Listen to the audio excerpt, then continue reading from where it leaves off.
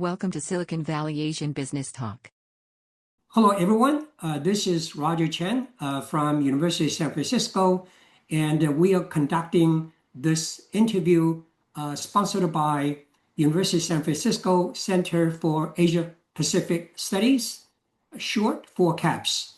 And our guest today is Lee Fang, and we want to thank you, Lee, for kind of joining our program to share your wisdom, your insights on adopting the enterprise AI system in your company. Please briefly introduce yourself and also your company.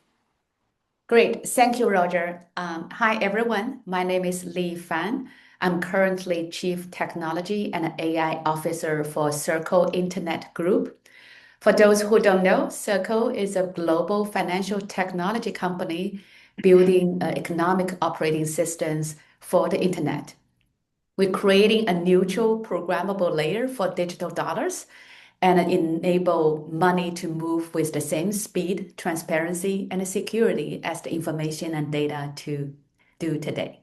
Now, in my role as a technology officer, I manage all the engineers, data scientists, and the tech ops in the company and build the product and the services. My another role as an AI officer, I set up the company's AI strategy, and I also lead a small AI team to execute and enable everyone in the company, whether tech or non-tech. Thank you. Actually, that's such a great background, and we are really looking forward to kind of discuss your experience. Discussion topic: turning AI savings into growth and cautious on new tools. Silicon Valley Asian Business Talk. I do have a question actually here, because you said, when you kind of ask a different functional area to report their progress, their return, they may say, hey, we saved 10 hours or 50% of the time. So from the company's perspective, what's your follow-up? In other words, they say they saved 10 hours or 10% or 20%, 30% kind of a manpowers. Do you have a follow-up discussions? How do you use that saved hour to do something else? Because to me, this is a kind of very tricky question. If you give pressure to the functional area to show some results or say based upon those saving, it may change the dynamics of those functional areas. So just maybe could you elaborate on that part? Yeah. That's a great question, because at the beginning, we struggled with that because, like you said, right? So this part, then what, right? You saved this 10 hours. So what? And so what, right? Yeah, exactly. So I think there's two parts. One, as a company, we really want to invest our people, because I think the people is the biggest assets, and particularly in this age. Those are the people who work hard for the company for a while, and they know the context. They love the company, align with the mission. So we want to make sure they kind of improve themselves, or they upgrade themselves in the new AI age. When you save the time, and we encourage them to really use the time also to continue to learn AI, continue to expand their understanding. Oh, good. And also think about what else you can do, utilize AI. So that's the personal side. But company-wise, this is where the executive meeting happens, and we really talk about early on. We just want to make sure people recognize there's AI benefit.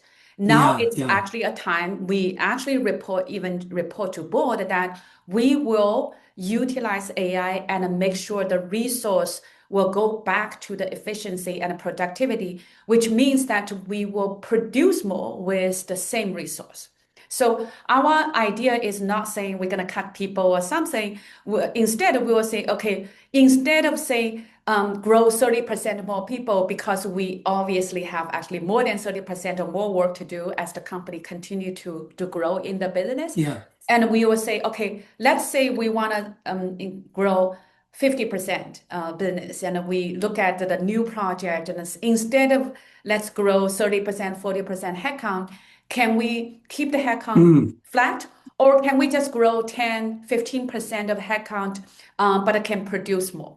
Now, it is harder to measure exactly. And this is why we provide a lot of transparency of what every function is doing so that their leader, let's say finance or legal, their leader also read the report and say, okay, now I know this part of my function already improved the productivity. How can I think about my new organization and whether move those resources to something else? The good news is the company with the mission, we have a tremendous opportunity. There's always more to do. Yeah. That's great. So in other words, I think that will make the conversation more healthy and it's kind of more positive. Basically, it's a growth mindset rather than cutting.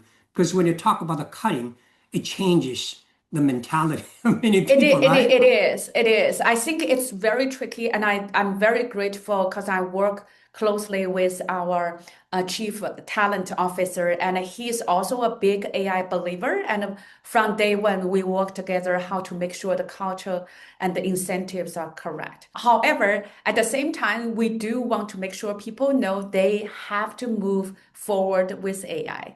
There's no choice not to learn AI, and for example, I can share recently we start to talk more about how to raise the bar.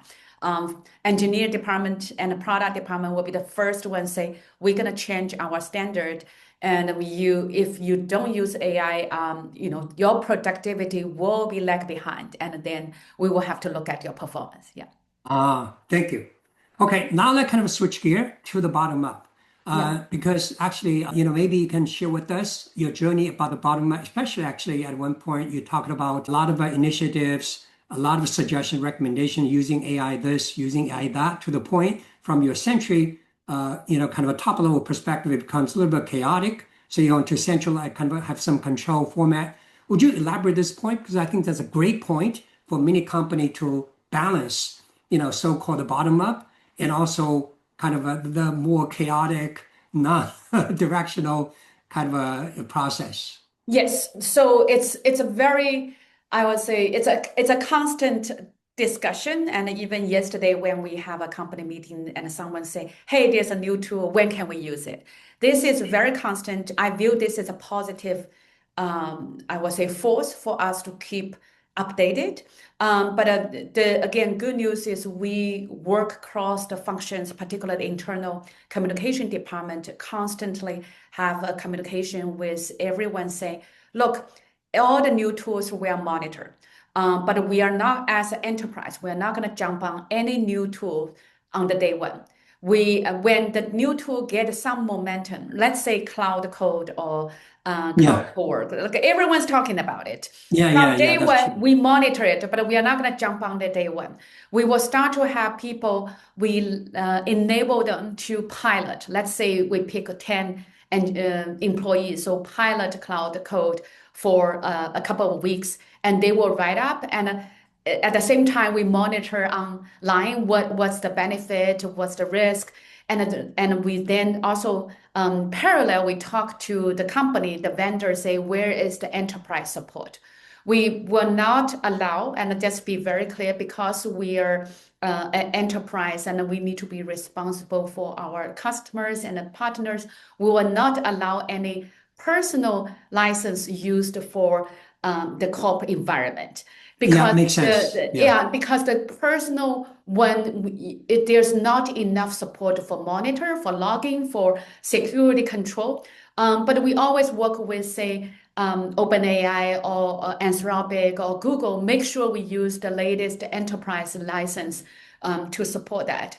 And even for the personal use, we sometimes pick a very corner case, say, okay, you can use, but you have to sign the contract saying, I'm not going to touch any sensitive data. And make sure that there is always a person accountable, not touching any sensible data while they are evaluate and play with the new AI. But in general, I think the key is constant communication. Make sure people know, within the company know, if there is a great, latest, powerful AI tool, they will get to use as soon as we feel it's safe. And we are not going to let them wait, say, half a year. It's most likely it's a few weeks. As soon as we and work with security team and a risk team to get it on the early version, we will. But this is a balance of our fiduciary duty to our shareholders and customers, but also enable innovation. But I think in order to make sure those bottom up kind of enthusiasm not quite down, it's a constant communication and constantly show them that what you need can be fulfilled. Just a few more days waiting, or we will suggest a different alternative, right? People will sometimes volunteer, say, hey, there's a new tool doing this. And then we'll say, okay, instead of having another, frankly speaking, random startup on board, we say, how about this? Actually, Gemini already provided such a functionality. Have you tried this? And frankly speaking, most of the time it works out. Like people just need a function, some feature. They don't really need a particular startup to get out. And they also understand we cannot onboard any like random startups. Thank you for watching.